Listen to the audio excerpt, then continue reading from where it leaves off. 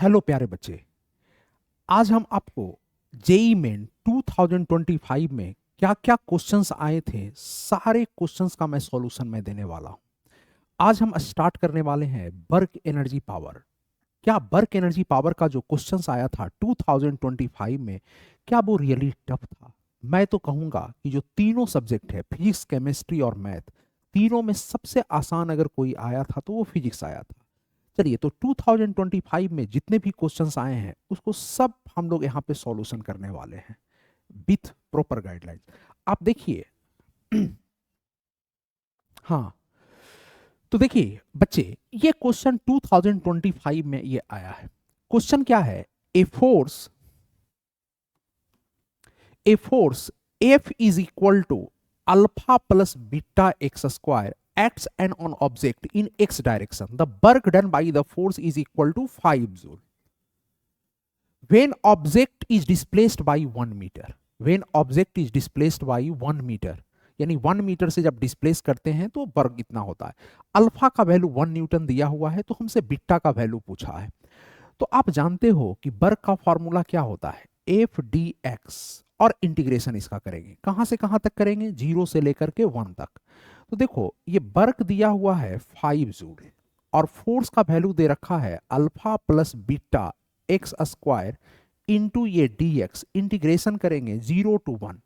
अब इसका इंटीग्रेशन क्या आ जाएगा बच्चे? Alpha into x plus beta x Q पे पावर 3, ये आ जाएगा। अल्फा का वैल्यू ऑलरेडी 1 दिया हुआ है, तो हम यहीं पे पुट कर देते हैं। तो ये आ जाएगा ये आ जाएगा 1। अपर लिमिट पुट करोगे तो भी ये 1, और बीटा और ये इंटू ये 1 का क्यूब और इंटू ये 3 डिवाइड बाई ये 3। अब यहां से ये सॉल्व करो तो इधर ये 4 आ जाएगा और बीटा बाई 3 आ जाएगा। यहां से सॉल्व करके देखो तो बीटा का वैल्यू 12। यानी ये सिंपल जो वर्क का डिफिनीशन होता है कि अगर फोर्स वेरिएबल है तो उसको, अगर फोर्स केवल एक्स पे डिपेंड करता है तो एफ डी एक्स के साथ इंटीग्रेशन कर लो, that will be the amount of work done. It is very simple. अब चलते हैं अब हम लोग नेक्स्ट क्वेश्चन में। नेक्स्ट क्वेश्चन क्या कहता है? A force F is equal to x square. ये भी देखिए सिंपल डिफिनीशन के ऊपर है। X square y i cap plus y square और ये जे कैप। अब हमसे पूछा है क्या? X on a particle. अच्छा, एक रिलेशन दिया हुआ है X plus Y is equal to 10। Work done by this force during the displacement from 0 to 0, यानी पार्टिकल जा रहा है 0 से 0 से 4 से 2 तक, यानी यहां से यहां पार्टिकल जा रहा है। तो हमसे पूछ रहा है कि वर्क कितना होगा। तो वर्क का फॉर्मूला तुमने क्या पढ़ा है कि अगर आई जे पे डिपेंड करेगा तो एफ डॉट डी आर का इंटीग्रेशन लिखेंगे। एफ का मतलब है यहाँ पे एक्स स्क्वायर। अच्छा, एक काम करते हैं, ये वाई के बदले मैं यहां से पुट कर देता हूं 10 माइनस एक्स इंटू आई कैप, और प्लस ये बाई को रहने दो, ये बाई स्क्वायर इंटू ये जे कैप, और ये डॉट डी आर का मतलब क्या होता है? D x I cap plus D by J cap. अब इसका इंटीग्रेशन करेंगे हम लोग तो ये आ जाएगा x square 10 minus x into ये डी एक्स। इंटीग्रेशन कहां से कहां? एक्स कोऑर्डिनेट हमारा चेंज हो रहा है 0 से 4 तक, तो यहां 0 से 4 तक लगेगा, और बाई कोऑर्डिनेट हमारा चेंज हो रहा है ये बाई स्क्वायर इंटू ये डी बाई आ जाएगा, और इसका इंटीग्रेशन हम कहां से कहां करेंगे? 0 से लेकर के 2 तक। अब इसका वैल्यू ये सिंपल, अब ये इंटीग्रेशन ये हो गया। इस इंटीग्रेशन को आप करो, जो भी आएगा वो आपका यहां पे आंसर ये हो जाएगा। बहुत ही सिंपल है। चलिए अब नेक्स्ट चलते हैं। नेक्स्ट क्या है? A force F is equal to this applied on a particle and it undergoes a displacement this one. यानी फोर्स हमारा दे रखा है 2i cap plus B J cap और प्लस ये के कैप, और डिस्प्लेसमेंट हमारा क्या दे रखा है यहां पे? आई माइनस 2j माइनस के कैप। यहां पे देखो फोर्स हमारा कांस्टेंट है, तो इसका मतलब है हम वर्क के लिए डायरेक्टली फॉर्मूला यूज कर सकते हैं एफ डॉट एस। यहां पे इंटीग्रेशन करने की मुझे कोई जरूरत नहीं है। और क्वेश्चन में दे रखा है क्या? What will be the value of B if work done on the particle is 0।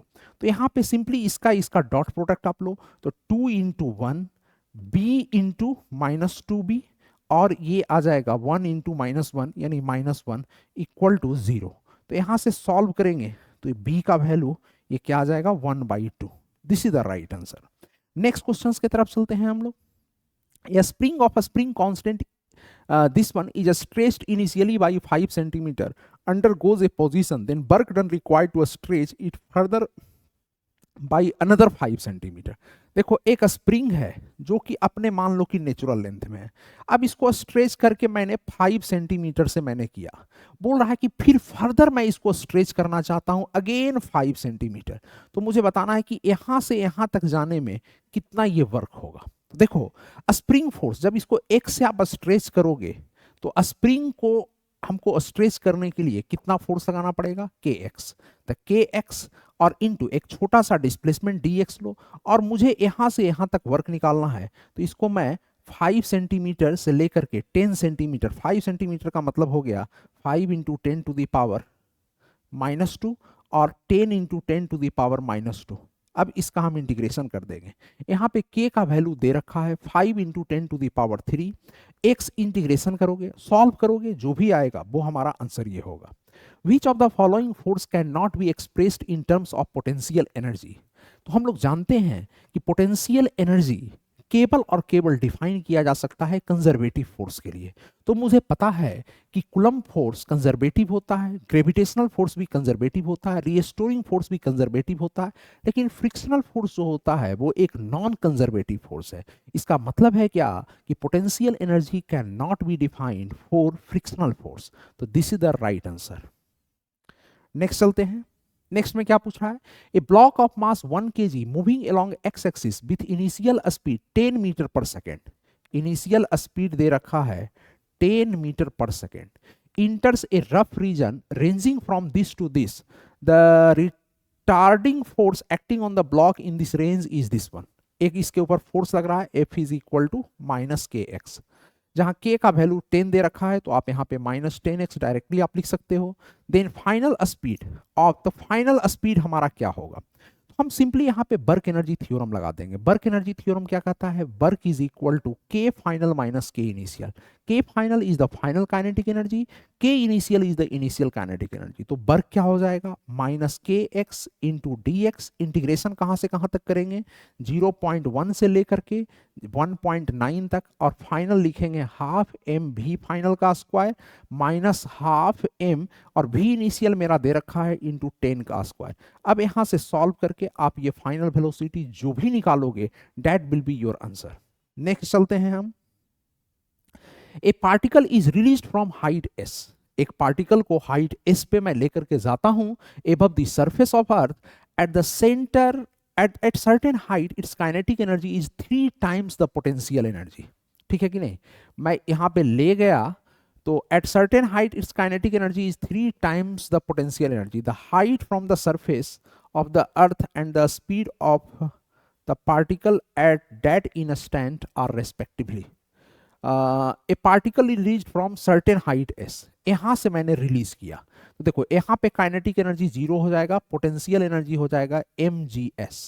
अब बोल रहा है कि एक सर्टेन हाइट पे हम जाते हैं, मान लो कि ये h है, ठीक है, तो h हाइट पे बोल रहा है क्या कि काइनेटिक एनर्जी इज 3 टाइम्स, यहां पे काइनेटिक एनर्जी मान लेते हैं कि k है और पोटेंशियल एनर्जी मान लो कि U है, तो kinetic energy is 3 times of potential energy, यानी K is equal to 3U है। तो टोटल एनर्जी कितना हो गया, ये दोनों मिला करके 4U, 4U जो होगा वो टोटल एनर्जी के बराबर होगा, यानी mgs के बराबर होगा। तो 4mgh is equal to mgs, यानी mg कैंसिल, तो h का वैल्यू आ गया s/4, यानी हाइट तो मेरा निकल गया s/4। अब मेरा पूछ रहा है क्या स्पीड क्या होगा इस पॉइंट पे, तो स्पीड जरा सा निकाल लेते हैं। स्पीड काइनेटिक एनर्जी है 3u, यानी 3u का वैल्यू हो जाएगा mgh, h का मतलब s/4, और काइनेटिक एनर्जी के लिए लिखेंगे हाफ mv², तो m कैंसिल हो गया, 2 से 2 यहाँ कैंसिल हो जाएगा, तो क्या आ जाएगा 3gs/2 अंडर रूट, यानी this is the right answer.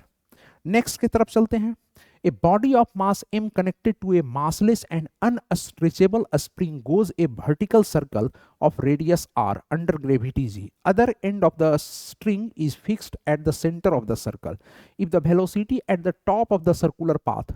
देखो एक पार्टिकल को यहां से ऐसे फेंका top of the circular path, यानी यहां पे वेलोसिटी है g n under root g r, और पूछ रहा है कि the ratio of kinetic energy of the bottom at the bottom and top. अच्छा, यहां पे काइनेटिक एनर्जी क्या होगा, तो डेफिनेटली ये देखो, ये हाइट ये हो जाएगा 2r, तो यहाँ पे जो एनर्जी होगा, काइनेटिक एनर्जी जो यहाँ पे होगा, वो यहाँ पे इस जितना ये पोटेंशियल एनर्जी है उसमें ये ऐड कर दो।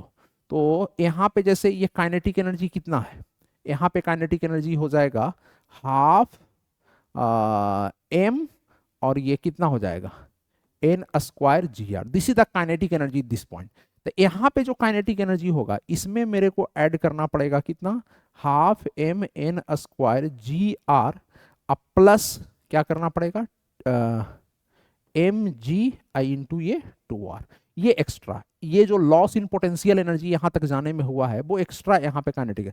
और यहाँ पे इसका और इसका मेरे को रेशियो लेना है, यानी half M N square G R. तो यहाँ से सॉल्व करके आप देख लो, ये आ जाएगा N square plus 4 divide by N square. This is the right answer. Next चलते हैं। A bead of mass m slides without friction on a wall of a vertical circular hoop of radius r as shown in figure. The bead moves under the combined action of gravity and massless spring k attached to the bottom of the hoop. The equilibrium length of the spring is r. If bead is released from the top of the hoop with negligible zero speed, the velocity of the bead when the length of the spring r would be. देखो question बहुत ही simple है, ये एक circle है और ये एक spring है और इसका नेचुरल लेंथ आर है, तो इसका मतलब है कि इसमें स्ट्रेचिंग जो है वो कितने के बराबर है, आर के इक्वल है। अच्छा, अब ये बोल रहा है क्या कि यहां से मैंने एक बीड लगा हुआ है, इसका इनिशियल वेलोसिटी ये 0 है। अब इसको मैंने रिलीज कर दिया तो बताना है क्या कि जब इस स्प्रिंग का लेंथ आर हो जाएगा तो इस बीड का स्पीड यहां पे क्या होगा, ठीक है कि नहीं। तो इसमें कुछ करना नहीं है, इसमें हमको एनर्जी कंजर्वेशन लगाना है। क्यों एनर्जी कंजर्वेशन लगाना है, क्योंकि जब बीड यहां से यहां पे आएगा तो वर्क करने वाला केवल स्प्रिंग फोर्स है और ग्रेविटेशनल फोर्स है, और ये दोनों कंजर्वेटिव होता है। तो जब केवल कंजर्वेटिव फोर्स वर्क करने वाले होते हैं then we can apply energy conservation. Energy conservation means mechanical energy conservation. तो यहाँ पे इस पॉइंट पे क्या एनर्जी इसके पास होगा, इस पॉइंट पे इसके पास एनर्जी होगा, देख लो आप, यहाँ पे एनर्जी इसके पास होगा हाफ के एक्स स्क्वायर। एक्स स्क्वायर का मतलब ये आर स्क्वायर, ये एनर्जी है इसके पास इस पॉइंट पे। जब यहाँ पे जब ये आएगा तो इसका एनर्जी कितना ये हो जाएगा मेरे भाई, पोटेंशियल एनर्जी ये खत्म हो जाएगा, पोटेंशियल एनर्जी ये खत्म हो जाएगा। तो अच्छा एक मिनट, इसको मैं क्या क्या करता हूँ, बेस लाइन मान लेता हूँ। तो ये आर है और ये आर है, ये वाला आर है ना, नेचुरल लेंथ ये हो गया आर, तो आर ये हो गया और इसके सेंटर से ये मिलाओ तो ये भी आर हो गया, तो ये आर हो गया मेरे भाई और ये भी आर हो गया। तो इसका मतलब है क्या कि ये एंगल हो गया 60 डिग्री, ये एंगल हो गया 60 डिग्री, तो ये भी 60 हो गया। तो ये जब 60 हो गया मेरे भाई तो फिर एक मिनट रुको, एक मिनट, थोड़ा सा इसको अच्छे से फिगर बना लेते हैं तो समझ में ये आएगा। एक्चुअली में ऐसा कुछ है सिचुएशन, आर जब लेंथ होगा तो ये थोड़ा नीचे ऐसे ही आ जाएगा यहाँ पे, क्योंकि ऐसे, और ये मान लो कि सेंटर है, तो ये वाला लेंथ ये आर हो गया, ये भी आर हो गया, ये भी आर हो गया, तो ये 60 हो गया। अब देखो ये 60 हो गया, इसको ऐसे कर दो तो ये एंगल हो गया 30 डिग्री। अब ये जब 30 डिग्री हुआ तो ये वाला लेंथ कितना हो जाएगा, ये वाला लेंथ हो जाएगा आर साइन 30 डिग्री, यानी R by two, R by two, R by two, और ये लेंथ हो गया आर, ये लेंथ हो गया आर। तो यहां से यहां देखो इस पॉइंट पे क्या एनर्जी होगा, इस पॉइंट पे क्या एनर्जी होगा, इस पॉइंट पे एनर्जी होगा, अगर हम इसको रिफरेंस लाइन अगर मान लें तो इस पॉइंट पे एनर्जी कितना होगा, एक तो spring half K R square, क्योंकि आर स्ट्रेचिंग है एक्स्ट्रा, और plus M G extra potential energy कितना होगा, R plus R by to.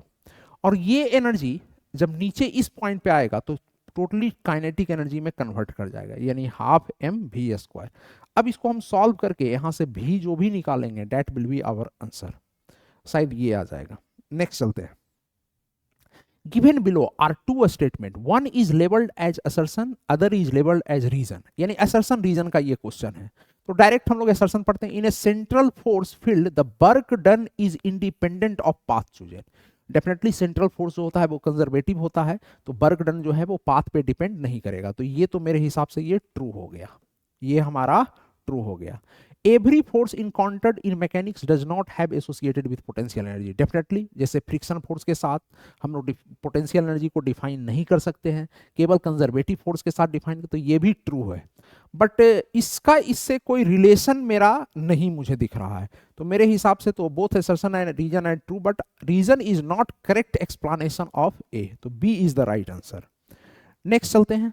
Next क्या बोल रहा है, a string of length L is fixed at one end and certain mass M at the other end, the mass makes 3/π rotations.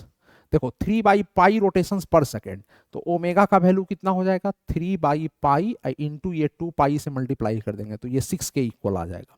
अब देखो यहाँ पे टेंशन टी लगेगा, मेरे से इसमें टेंशन का वैल्यू पूछ रहा है, तो टेंशन का वैल्यू, तो इधर देखो ये एंगल थीटा है तो ये हो जाएगा 90 माइनस थीटा, तो टेंशन का इधर कंपोनेंट कितना हो गया T sine theta. This will act as a centripetal force, और सेंट्रीपिटल फोर्स किसके बराबर होता है एम ओमेगा स्क्वायर आर, यानी रेडियस।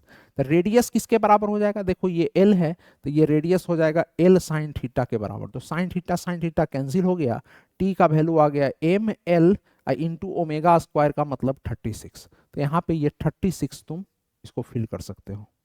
नेक्स्ट चलते हैं। A ball having kinetic energy KE is projected at an angle 60 degree from the horizontal. What will be the kinetic energy of ball at the highest point of the flight? देखो यहां से हम लोग पढ़े हैं कि यहां पे u स्पीड होता और हाईएस्ट पॉइंट पे क्या हो जाता है u cos square theta, sorry u cos theta, ये स्पीड ये हो जाता।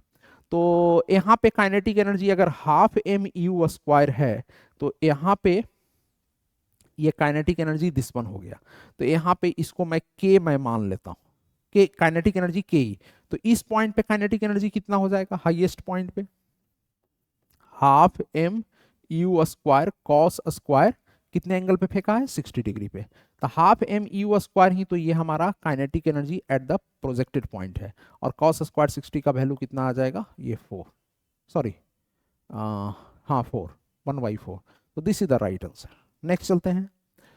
A ball of mass 100 gram is projected with velocity 20 meter per second at an angle 60 degree with the horizontal. The decrease in same question है, देखो bottom पे kinetic energy हो गया half M you square और highest point पे कितना हो जाएगा half M you square cos square theta, this is the decrease in kinetic energy. तो half M you square common ले लो 1 माइनस कॉस स्क्वायर थीटा, ये आ जाएगा sine square theta half M you square. अब यहाँ पे सारा वैल्यू पुट कर दो, m का वैल्यू हो गया 0.1, u का वैल्यू कितना दे रखा है 20 का स्क्वायर यानी 400, और साइन स्क्वायर 60 डिग्री यानी 3/4। अब इसको सॉल्व कर लेते हैं, ये 4 से 4 ये कैंसिल, तो ये 100 ये आ जाएगा, 100 आ गया तो ये आ गया कितना 10 5 15 joule, 15 joule is the right answer. Next चलते हैं। A body of mass 100 gram is moving in a circular path of radius 2 meter on a vertical plane as shown in figure. The velocity of the body at A is this one. A पे velocity है 10 meter per second, 10 meter per second. The ratio of kinetic energy at B and C. देखो जब नीचे से ऊपर जब ये जाएगा तो पोटेंशियल एनर्जी में गेन होगा और काइनेटिक एनर्जी में क्या होगा लॉस होगा। तो देखो जब ये ऊपर कितना हाइट ये गया, ये वाला गया है, ये अगर r मान लेते हैं तो ये कितना ये ऊपर गया मेरे भाई r minus are cos 30 degree. अच्छा जब यहाँ पे जब ये जाएगा तो ये कितना हाइट गेन करेगा, ये वाला कितना हाइट गेन करेगा, यहाँ से यहाँ तक r और ये 90 डिग्री है तो ये एंगल 60 डिग्री, तो ये वाला हो जाएगा r कॉस 60 डिग्री यानी r/2, तो ये टोटल हो जाएगा 3r/2। तो देखो बी पॉइंट पे काइनेटिक एनर्जी कितना लिखोगे जो बॉटम पे है हाफ एम इंटू 10 स्क्वायर, अब माइनस ये लॉस कितना हो जाएगा m g r minus are cos 60 degree, नहीं r cos 30 degree, r cos 30 degree, this one. और हाईएस्ट पॉइंट पे क्या हो जाएगा, half m into 10 square minus m g, और टोटल डिस्टेंस कितना हो गया 3r/2। तो इस पॉइंट पे ये काइनेटिक एनर्जी है, इस पॉइंट पे ये है। तब दोनों का रेशियो ले लेंगे, सॉल्व करेंगे और देखेंगे जो भी आएगा वो हमारा आंसर होगा। ये सेम क्वेश्चन जैसा वो पीछे वाला था वही ये भी है। आप इसको बना करके देखो और आंसर मुझे कमेंट में करके मुझे बताना। ए बॉडी ऑफ मास सस्पेंडेड, ये भी सेम क्वेश्चन है, ठीक है कि नहीं। जो पीछे वाला क्वेश्चन है वही सेम, ये तीनों बिल्कुल एक ही जैसा क्वेश्चन है, तो इसका भी मुझे आंसर करके मुझे बताना। ये तो 2024 का क्वेश्चन है, इसमें कोई दम नहीं है। The ratio of linear momentum, तो देखो यहाँ पे इक्वल काइनेटिक एनर्जी दिया हुआ है, तो काइनेटिक एनर्जी हम लोग पढ़े p²/2m, तब p क्या आ जाता है 2mk। तो देखो काइनेटिक एनर्जी इक्वल काइनेटिक, तो k सबका सेम है, तो यानी मोमेंटम जो है वो किसके प्रोपोर्शनल हो गया, √m का। तो यानी p1 is to p2 is to p3। तो पहले वाले का मास कितना दिया हुआ है 400 ग्राम, तो यानी 0.4 under root is to √1 is to 1.2 और इज टू √1.6। अब इसको सॉल्व करके देखेंगे, जो भी आएगा वो हमारा आंसर ये हो जाएगा। तो यहाँ पे ये कितना आ जाएगा 2, और इसका ये रेशियो कितना हो जाएगा 4×12 3, 2:3, और ये कितना हो जाएगा 16 यानी 4। तो ये आ गया 1:√3 is to 2, 1:√3 is to 2। A is the right answer. Next, ये भी सेम क्वेश्चन है, इसमें कोई दम नहीं है, इसको आप खुद सॉल्व करके देखना। An object of mass experiences a time dependent force, this the power generated by the force। देखो फोर्स इतना दे रखा है, तो सबसे पहले क्या काम करो कि एक्सेलरेशन आप निकाल लो। यहाँ पे देखो मास हमारा ये 1 kg के हो जाएगा इक्वल, तो एक्सेलरेशन हम मास से जस्ट डिवीजन करेंगे तो सेम ही चीज आ जाएगा 2ti cap plus 3t² j cap. अब एक्सेलरेशन को मैं लिख दूंगा dv/dt, तो यहाँ पे इंटीग्रेट करेंगे इसके साथ, तो ये वेलोसिटी आ जाएगा 2t²/2 यानी t², इसका इंटीग्रेशन करो तो t² t³/3, तो ये आ जाएगा t³ j कैप। अब इस दोनों का हम डॉट प्रोडक्ट लेंगे, तो डॉट प्रोडक्ट लेंगे तो 2t इंटू t², ये 2t³ आ जाएगा, 2t³ आ जाएगा, अब प्लस इसका लेंगे तो 3t⁵, ये this is the right answer. A sand drops of mass m conveyor belt, ये एक्चुअली 2024 का नहीं, ये 2025 का ही क्वेश्चन है। p is the power delivered to run, तो देखो the belt is constant speed, then which of the following relationship is true, power किसके प्रोपोर्शनल होगा। तो यहाँ पे देखो dm/dt प्रोपोर्शनल टू v है, तो फोर्स क्या होता है, फोर्स होता है वेलोसिटी इंटू dm/dt, तो ये फोर्स किसके प्रोपोर्शनल हो जाएगा v, और ये √v यानी v पे पावर 3/2, ये फोर्स इसके प्रोपोर्शनल हो गया। तो पावर क्या होता है, power is proportional to f into v, यानी f हो गया v पे पावर 3/2 इंटू v, तो ये 1 + 1 करेंगे तो ये कितना ये आ जाएगा प्रोपोर्शनल टू 5/2। अब इसको स्क्वायरिंग कर दो, तो स्क्वायरिंग कर दोगे तो p² is proportional to v⁵, तो p² is proportional to v⁵, D is the right answer. Next चलते हैं। A body of mass 4 kg is placed on a plane at a point P having coordinate this. Under the action of this force, P moves new point this. The average power and instantaneous power. देखो average power define कैसे होता है, total work by time, और instantaneous power कैसे define होता है मेरे भाई, instantaneous power define होता है F.V। क्लियर है कि नहीं। तो आप इसको इंटीग्रेशन करके ये टोटल वर्क निकाल लो, और वर्क निकालने के बाद जो है वेलोसिटी निकाल लो, और दोनों का डॉट प्रोडक्ट लेकर के ये रेशियो ले लो, ये आंसर ये आ जाएगा। ये क्या बोल रहा है,